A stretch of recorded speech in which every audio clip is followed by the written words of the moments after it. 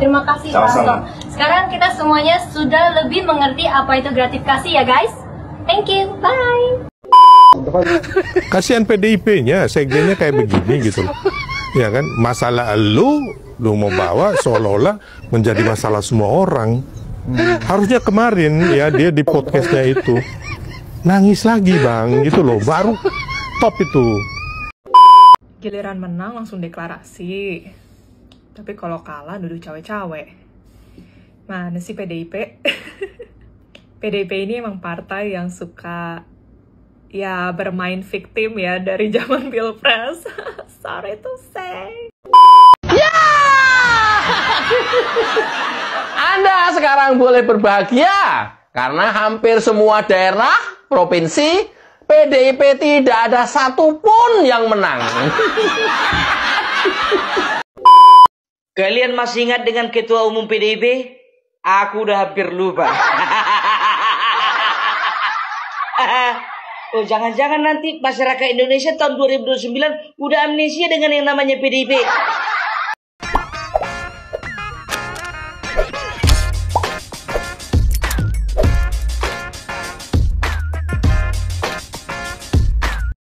Baik sahabat sekalian, jumpa lagi bersama saya di channel ini, di mana pada kesempatan video kali ini saya akan mereaksi beberapa buah video yang datangnya dari Sekjen Partai PD Perjuangan, Hasto Kristianto.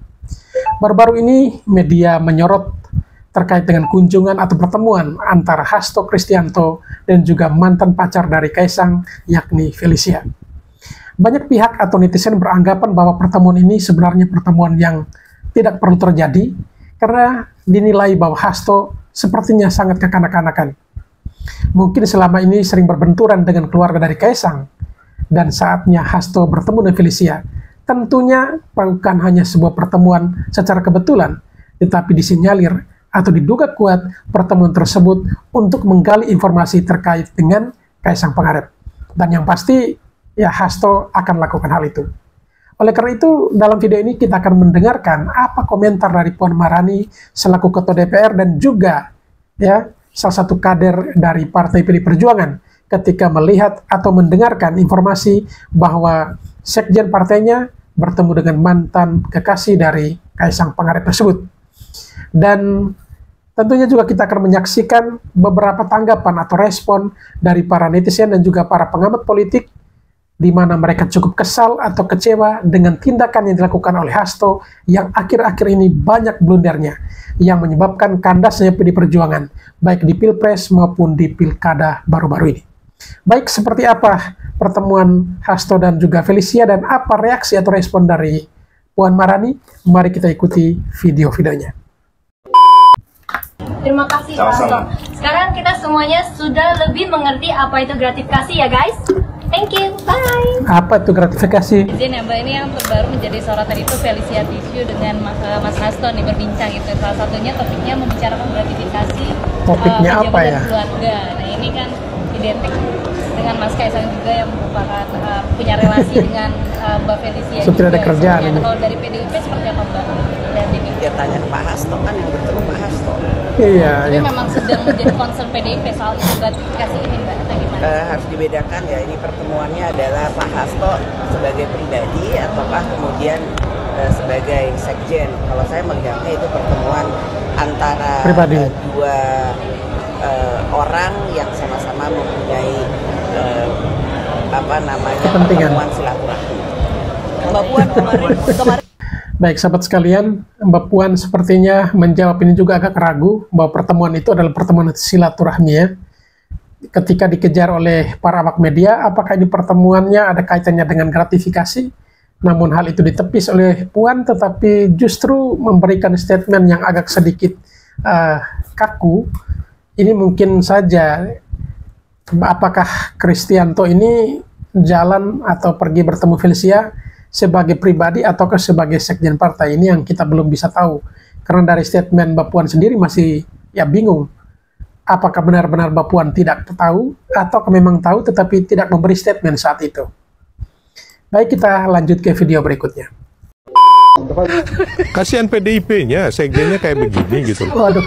Ya kan, masalah lu lu mau bawa seolah-olah menjadi masalah semua orang. Harusnya kemarin ya dia di podcastnya itu nangis lagi bang, Nangis itu lagi. loh, baru top itu. Kan kemarin dia nangis, kurang sensasinya nangisnya. kurang. Gitu loh.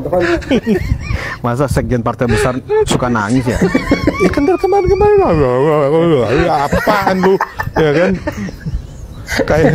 Kayak perempuan aja, kayak bencong gitu loh. Ya sesungguhnya sih kita berharap ya kan di demokrasi yang sudah semakin matang Indonesia ini, apalagi dengan sudah terpilihnya Pak Prabowo.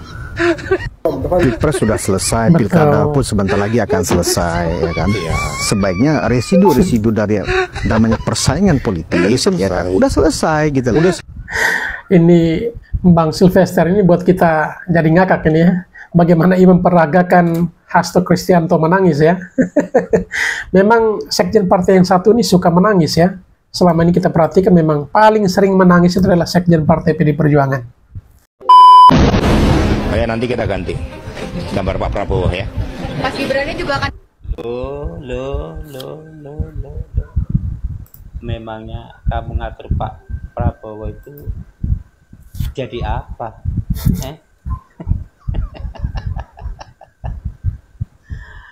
Nggak pantas kamu ngatur-ngatur Pak Prabowo itu, nggak pantas. Apa Mas Gibran wakil presiden itu mau kamu ganti? Wah, malah nggak pantas. Nanti bikin rakyat Indonesia jadi resah, jadi gelisah.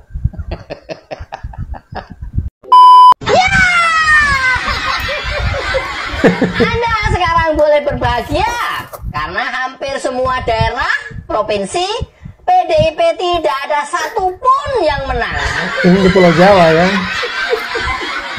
Bang, katanya di Jakarta menang. Ya, tinggal satu-satunya Jakarta yang menjadi harapannya PDIP untuk bisa menang. Karena sampai dengan jam sekarang, justru suara Pram di bawah 50% setelah semua data quick count masuk 100%. Ini artinya apa? Ketika suara tidak mencapai 50+1, terjadilah putaran kedua. Iya. Gila, berarti diadu lagi bang? Iya. Berarti pemilu lagi bang? Iya. Berarti coblosan lagi dong bang? Iya. Waduh, kemungkinan PDIP bisa kalah dong bang? Itulah peluangnya. Karena saya muter di beberapa tempat di Jakarta, orang itu banyak yang milih Dharma Kun. Saya bilang ke mereka, Dharma Kun peluangnya seberapa besar? Ya tapi bagus, mudah-mudahan dipercaya, bla bla bla bla. Enggak, bukan seperti itu. Peluang menangnya berapa besar berdasarkan hasil survei kemarin? Ya artinya dengan kalian memilih Dharma Kun, itu membuat suara Pram di atas suara RK, betul kan? Betul kan akhirnya? Coba kalau dipul jadi satu, ya mungkin bisa jadi hanya satu putaran.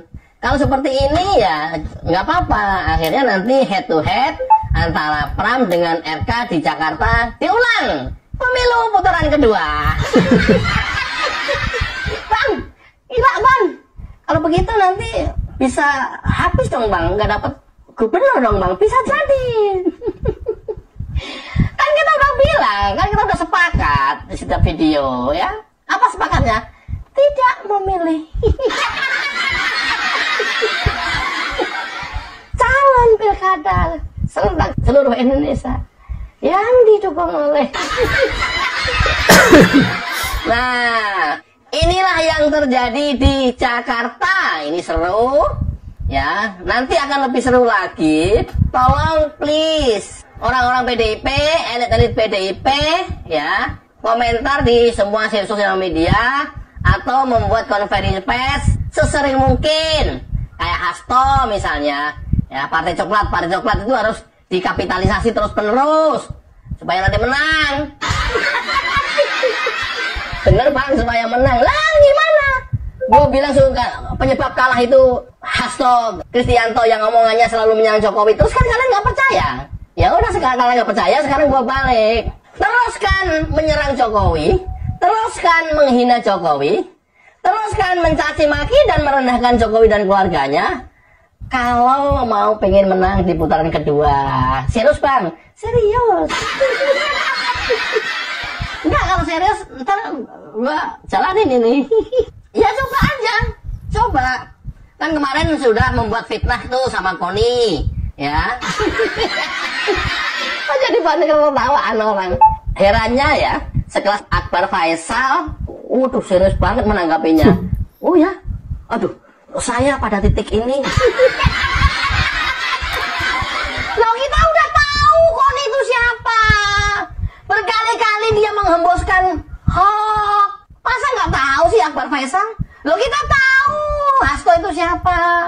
Berkali-kali menebarkan hoax. Masa sekelas Akbar Faisal masih percaya? Kan, Bang Akbar, masa lu sama gua derajatnya tinggian gua, Bang? Lu, biar lu. Kenapa? Lu lebih mempercayai itu, padahal itu hoax. Gua tidak mempercayai itu sama sekali. Hah? Kenapa? Dasarnya dia memang sudah orang yang tukang memproduksi hoax dan menyebarkan hoax dari dulu.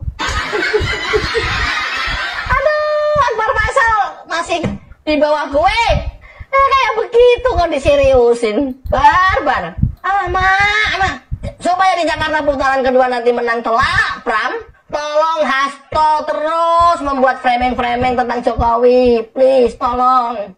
Tolong. Sumpah ini harapan. Nggak berarti mencegah apa, enggak, harapan.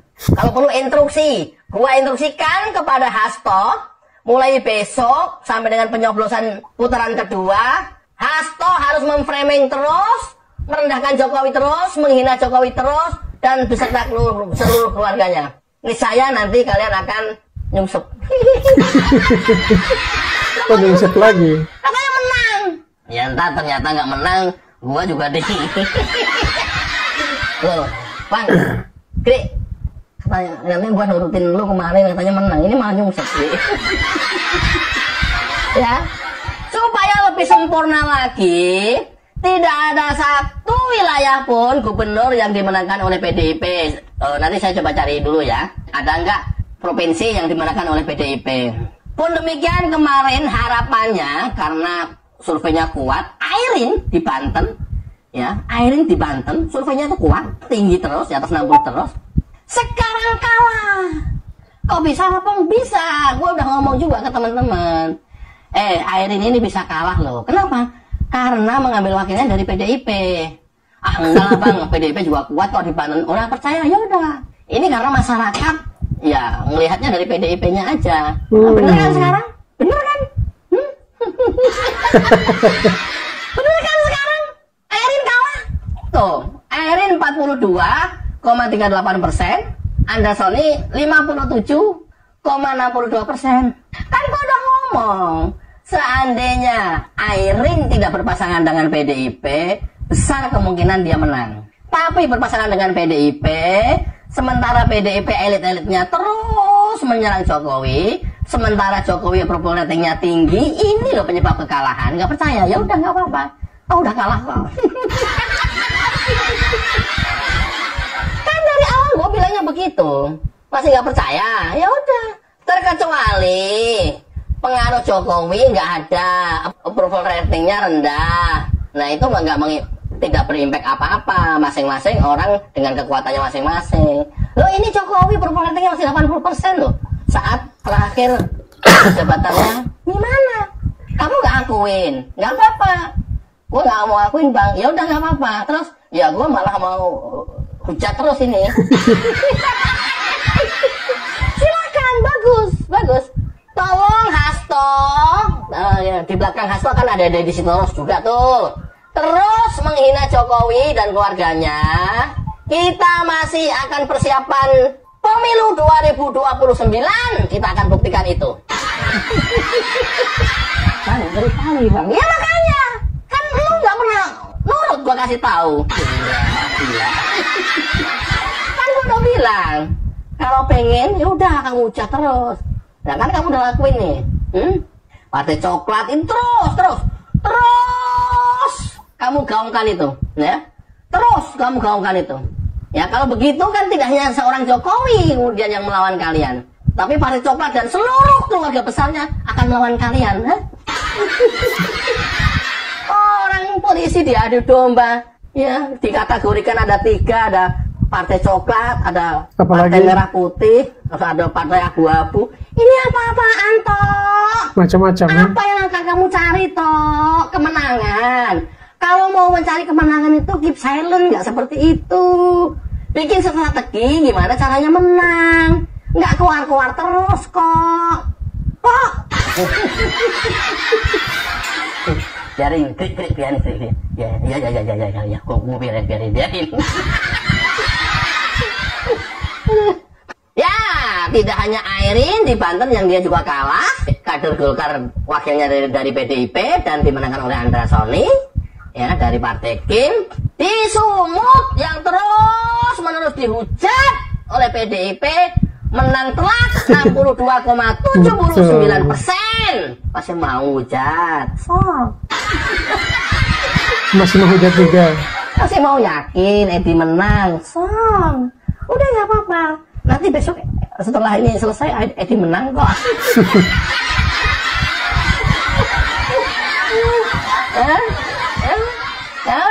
Masih mau hujat aja, nggak apa-apa.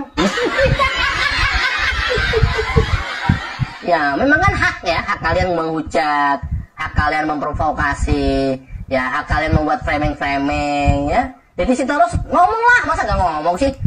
Ente kayak apa aja, cuma di belakangnya Hasto nggak ngomong. Lo nggak ngomong, Det. Ngomong lah, Det. Oke ya, hampir semua pilkada gubernur seluruh Indonesia disapu bersih PDIP, nggak dapat satu-satu acan. Harapannya tinggal Jakarta. Mudah-mudahan ini 2 putaran dan akan berakhir tragis. Wassalamualaikum warahmatullahi wabarakatuh. Kalian masih ingat dengan Ketua Umum PDIP? Masih dong. Aku udah hampir lupa. Kenapa lupa ya? Oh, jangan-jangan nanti masyarakat Indonesia tahun 2029 udah amnesia dengan yang namanya PDIP. Makanya Ibu, tolonglah sebagai seorang negarawan bukan negarawan ya. Kalau negarawan laki-laki, kalau perempuan negarawati. Sebagai seorang negarawati, Ibu itu harusnya ketika menghadapi masalah di tengah-tengah kemelut yang dihadapi oleh partai Ibu harusnya semakin bijaksana, bukan semakin sombong. Waktu kemarin pidato itu Ibu, apa gunanya Ibu membangga-banggakan masa lalu Ibu? Bu, yang lalu biarlah berlalu. Mari kita menyongsong masa depan. Apa sih yang dibangga-banggakan dari tahun 2004? Emang Ibu duduk? Apa sih yang dibanggakan dari tahun 2009? Emang Ibu duduk? Apa sih yang dibanggakan dari tahun 2014? Emang Ibu bisa duduk juga? Partai Ibu di parlemen begitu banyak kalau nggak gara-gara Jokowi. Sudahlah Ibu, akui saja lah bahwasanya tanpa Jokowi partai Ibu nggak ada apa-apanya. Sekarang coba, nggak ada gunanya lagi Bu melakukan serangan-serangan kepada Bapak Jokowi. Nggak ada gunanya, udah lewat pilpres, udah lewat pilkada. Di sini Ibu harusnya sadar bahwasanya jangan lagi Ibu soal Jokowi. Harusnya Ibu jumpai Bapak Jokowi minta maaf. Ya, ingat Bu, ya, seekor semut walaupun kecil ketika dia diganggu maka dia akan mengganggu makhluk yang lebih besar daripada semut. Contohnya kalau misalnya kita ganggu semut, sakit hati semut itu sama kita, digigitnya pantat kita. Merah. Sampai begitu ya. Gatal. Infeksi. Begitu juga Bapak Joko Widodo. Ini aku bilang sama kalian ya. Sebetulnya Joko Widodo dan Partai PDIP itu ya harusnya masih bisa membangun negeri ini bersama-sama dari tahun 2014 sampai ke depannya. Tapi kalau gue bilang ini ada hikmahnya, kenapa bilang? Coba bayangkan kalian ya, Bapak Joko Widodo 2 periode ya memerintah sebagai presiden, tapi seolah-olah dia itu sepertinya disetir. Ini seolah-olah ya, enggak aku bilang dia boneka ya, enggak. Tapi ujung-ujungnya aku makin kesini, aku tengok juga, aku pikir-pikir juga. Ternyata betul juga sama yang dibilang Bapak Prabowo ini. Jangan pilih presiden boneka. Ya, walaupun dia tidak 100% disetir, tapi ada beberapa kebijakan dan juga ada beberapa langkah-langkah politik yang diharuskan untuk menjaga perasaan daripada Ibu Kitum. Buktinya apa? Begitu Bapak Joko Widodo tidak lagi menjabat dan juga tidak lagi merapat kemarin, banyak dari orang itu yang masuk kena korupsi kan? Banyak yang diangkat kan? Pun jangan kayak gitu Bung, bukan cuma dari partai PDIP aja. Memang betul, tapi paling nggak ada kaitannya dengan PDIP. Contohnya keponakannya. Gitu dia, selama ini ibu selalu menuding-nuding, termasuk juga anggota ibu yang namanya Adian Apitupulu, yang namanya Deddy Sitorus, yang namanya Yasona Lauli, yang namanya Jarod, selalu mengatakan politik dinasti. Ternyata apa? Begitu masuk Romi Soekarno, tanpa ada pemilihan ya, tanpa ada full sebetulnya memenuhi standar kuota suara atau perolehan suara, itu bisa masuk ke DPR. Udah nggak ada lagi ibu bilang politik. Nggak ada lagi bahasa dinasti politik. Dan begitu coba kalau kalian sadar, ketika Romi Soekarno diangkat menjadi anggota dewan, minta dia sama Dahlan, ya, sama Arteria Dahlan. Mulai dari situlah udah nggak ada lagi tudingan kepada Bapak Jokowi membicarakan bahwasanya keluarga Jokowi itu adalah keluarga dinasti politik. Ya, jadi sebetulnya mereka ini pelaku utama ini. Makanya aku bilang hati-hati Bu. Justru dalam situasi seperti ini, ya tolong dulu bilang sama anggota ibu yang namanya Hasto mulutnya direm, yang namanya Deddy Sitorus mulutnya direm. Karena aku tengok di media sosial orang ini dua aja keluar-keluar. Dan bilang juga sama juru bicara ibu, nggak usah terlalu banyak bicara. Bayangkan juru bicara disuruh jangan terlalu banyak bicara. Jadi suruh ngapain? Ya, itu dia. Saya mau sekarang begini Ibu. Kemarin waktu pilkada di Jawa Tengah, ya, aku juga jujur aja, sempat aku ragu, ya, bahwasanya Ahmad Lutfi akan menang. Ternyata,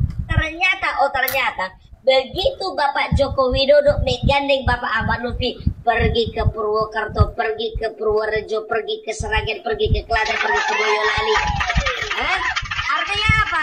Ya, oleh karena kekuatan sosok dari Bapak Joko Widodo itu, ternyata keadaan bisa berubah. Aku tahu bahwasanya ada saja memang survei yang menyatakan bahwasanya di Jawa Tengah itu Andika Perkasa yang menang. Kan begitu, itu sah-sah saja, ya kan? Dan kemungkinan besar juga mungkin itu benar.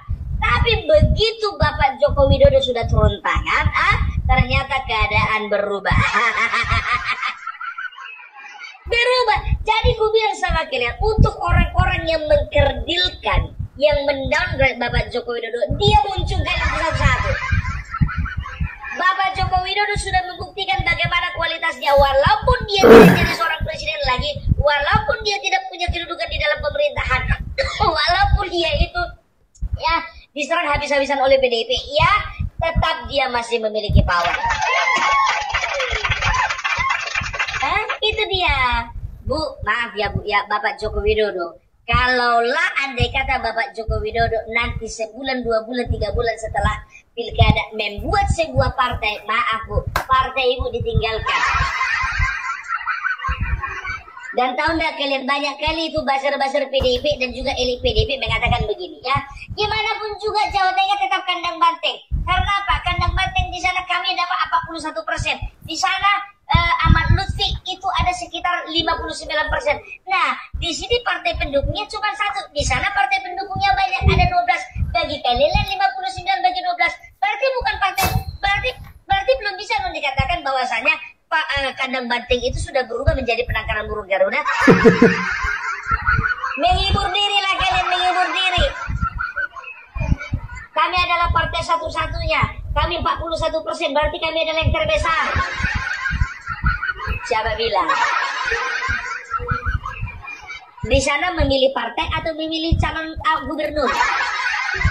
Memilih partai apa memilih calon pemimpin daerah? Itu dia. Coba, buzzer-buzzer PDIP, elit PDIP, kader PDIP. Aku bilang sama kalian bagaimana kejadian di Pangkal Pinang. Tahu kalian di Pangkal Pinang? Satu calon melawan kotak kosong. Itu calon didukung oleh PDIP dan juga semua partai lain pengusungnya. Tapi lawan kotak kosong yang gak ada partai pendukung. Itu pun kalah. Mau bilang apa lagi? Oh, masih partai itu masih kandang banteng ini. Karena apa? Melawan kotak kosong. Kotak kosong memang menang, tapi kami terdiri dari banyak partai. Apa coba? Mana coba? Buktikan. Itu Pangkal Pinang, ya. Oleh karena masyarakat tidak mau lagi dipimpin oleh orang yang sama, sudah kecewa dengan kepemimpinan orang tersebut, makanya orang di sana lebih bagus memilih kotak kosong daripada memilih calon. Ya, itu dia, gak usah banyak alasan lah. Kalau aku bilang sudah klarifikasi dan sudah konfirmasi bahwa kandang banteng bukan lagi di Jawa Tengah. Kasihan deh lo. I'm sorry to say, kandang banteng is not in Central Java anymore. Kandang banteng already moved, and kandang banteng is already broken. Destroy it. Jadi situ terus katanya apa? Kandang banteng udah pindah dari kampung ke kota besar, dari Jawa Tengah ke Jakarta. Belum tentu. Kita lihat aja nanti kita lihat aja nanti tanggal 16 Desember. Kita lihat aja nanti tanggal 16 Desember apakah KPU yang menetapkan bahwa saya di Jakarta itu 1 putaran atau 2 putaran. Kita lihat aja nanti. Itu dia. Dan tahu nggak? Aku jujur aja aku bilang, aku berpikir juga, kenapa lah Bapak Joko Widodo ini nggak mau turun tangan membantu Ridwan Kamil untuk menang di sana? Pikirku begitu kan? Kok nggak mau turun gunung? Kok pilih turun gunungnya kok cuma ke Jawa Tengah? Yang pertama aku mikir juga, karena apa? Gunung memang ada Jawa Tengah, Jakarta nggak ada gunung. Jadi gimana mau turun gunung kalau nggak ada gunung? Itu yang pertama. Yang kedua, yang namanya Bapak Joko Widodo, ia tidak bisa dipungkiri bahwa beliau masih dekat dengan Pramono Anung. Itu dia ya. Jadi gimana pun ceritanya, Bapak Joko Widodo mungkin masih menjaga Bapak Pramono Anung, ya biarkan saja lah. Kalau memang Bapak Pramono Anung sahabat saya, memang ditentukan oleh Tuhan dan juga ditentukan oleh rakyat di sana memilih, nggak masalah, nggak apa-apa. Itu dia, ya. Tapi maaflah dulu kalau sepak putaran kedua bisa jadi turun gunung betulan. Bukan turun gunung, turun gedung. Karena di Jakarta yang ada gedung bukan gunung. Apalagi kalau sudah solid konsolidasi yang ada di partai PKS, yang ada di partai pengusung lainnya, yang ada relawan Kamil.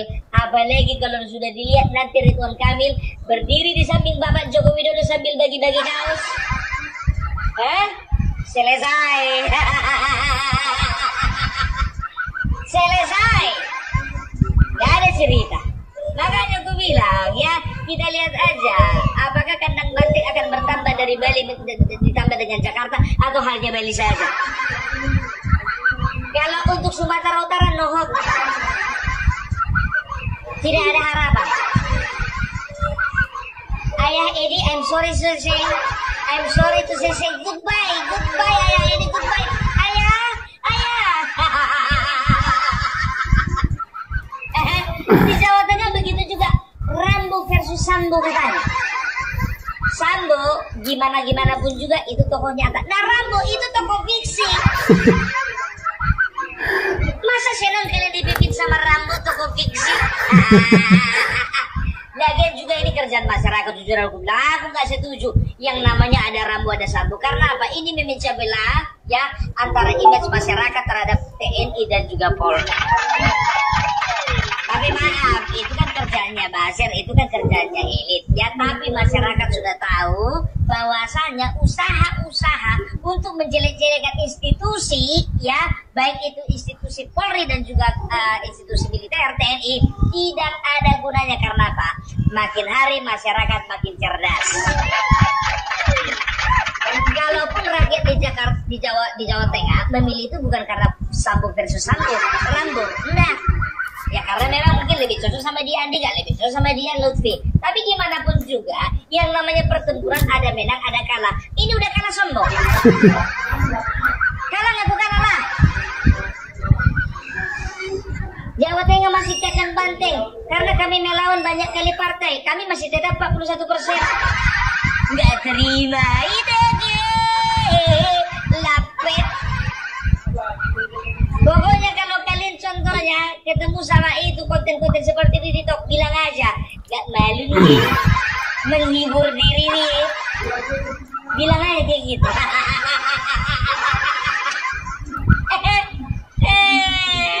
Begitu juga dia di situ urus. Udah lewat pilpres, udah lewat pilkada, masih aja melakukan serangan. Menjelek-jelekan Polri, menjelek-jelekan Tito Karnavian, menjelek-jelekan Listio Sigit, menjelek-jelekan institusi Polri. Kenapa rupanya sekarang begini? Coba apa dibilangnya? Ini semuanya ini kenapa bisa terjadi seperti ini? Karena ada campur tangan polisi, ada campur tangan parcok. Memang betul ada campur tangan. Aku bilang sama kau di situ Rus, kalau tidak ada bapak-bapak dari kepolisian dan juga dari militer yang menjaga setiap TPS di masing-masing TPS yang ada di Indonesia ini, mana bisa berjalan pesta demokrasi ini, biar tahu kau. Aku bilang sama kau, yang dijaga bukan cuma suara Ahmad Lutfi, suaranya Andika Perkasa juga dijaga. Begitu juga suaranya Edi Ramayadi, itu juga sama-sama dijaga, sama menjaga suaranya Bobi, tidak ada pilih kasih. Begitu juga di Jakarta. Aku biar tahu kalian, di Jakarta itu ada 14.775 TPS. Semuanya itu dimonitor oleh Bapak Kepolisian. Kalau nggak ada Bapak Kepolisian, suara Pramono Anung belum tentu dapat 50,7. Jangan dong dituduh-tuduh, pas tiba di Jakarta nggak ada kalian tuduh-tuduh ada polisi main-main.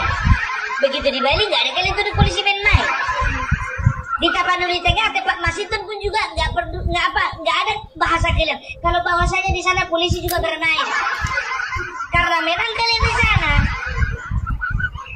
Tapi jujur aja aku bilang sama kalian, aku agak ketawa juga. Ya kan melihat si Masinton ini. Mau nggak mau, sadar udah tahu kalian. Lambat laun yang namanya Bobi, walaupun Masinton menang, itu lambat laun Masinton Pasar Ibu akan manggil bapak kepada Bobi. Bos. Itu pasti. Kapan Bapak Bobi turun ke lapangan, contohnya survei atau misalnya sidak dari provinsi, jalan-jalan kita Tapanuli Tengah, mau nggak mau nanti Masinton Pasar Ibu yang menyambut, tunduk-tunduk dia gini-gini.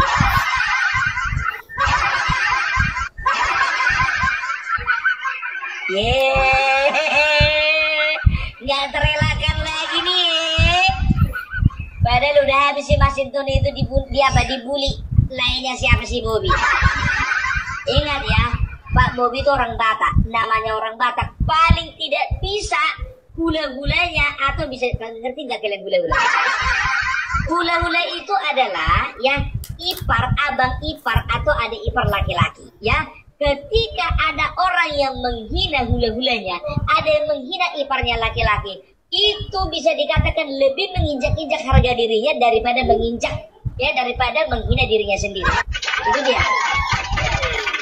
Gitu. Apalagi kami orang Batak ini, jujur aja gue bilang sama kalian ya, bagi kami lebih bagus kami dihina daripada hula-hula kami kena hina. Lebih bagus kami tidak dihargai daripada ipar kami laki-laki dari pihak istri kami tidak dihargai. Karena bagi kami, ipar kami laki-laki walaupun dia abang dari istri ataupun adik dari istri, itu sama kedudukannya dengan mertua. Kan begitu. Jadi harus dihargai. Makanya kemarin kau bilang apa sama Kaisang, sama juga Gibran, kau bilang Samsul. Itu lainnya. Itu hula-hulanya, udah kau hidang hula-hulanya. Ayo belimbing sayur. Kau juga yang bilang kan belimbing sayur kan? Bentar lagi gue bilang apa? Siap bos. Mas Sinton, aku mau turun ke lapangan, tolong dulu begini begitu. Itu kenapa nggak beres proyek di sana? Siap bos. Apa lagi mau disombongkan? Mau merasa lebih tinggi? Mau merasa lebih tinggi bupati daripada gubernur? Itu dia. Jadi itu dia ya. Jadi kalau bisa dikatakan udah sekarang begini ya, yang namanya partai PDIP katanya wong cilik kan begitu. Ya sudahlah, merendahkan hati saja lah. Sepakat. Ya. Jadi ini saja kalian untuk introspeksi diri, evaluasi apa yang menjadi penyebab kegagalan kalian. Kalau aku sudah tahu penyebabnya itu lagi. Semakin kalian bully keluarga Bapak Jokowi, maka semakin sial nasib kalian. Perhatikan. Makanya aku bilang, oke? Jadi itu dari Opung Parbelak ya, tidak ada lagi yang perlu dibanggakan dari partai PDIP. Aku kayak gitu kok, Bung. Ya sedangkan aku aja sudah hampir lupa siapa ketua umumnya. Jangan-jangan nanti 2029 kalian lupa betulan siapa ketua umumnya. Karena apa? Makin lama bergeser posisi kedua, makin lama bergeser posisi ketiga, makin lama makin dilupakan. Kalau kalian masih menyimpan tabiat-tabiat seperti itu, makanya aku bilang sama kalian, bertobat. Kalau nggak bisa bertobat, berobat. Itu dia, oke? Itu dulu dari Opung Parbelak. Salam NKRI, harga mati. Baik sahabat sekalian, demikianlah beberapa video yang coba saya reaksi pada kesempatan kali ini. Dan kepada para sahabat sekalian yang setelah menyaksikan video tadi yang ingin berkomentar, silahkan tulis di kolom komentar. Dan sampai berjumpa kembali di video selanjutnya. Terima kasih.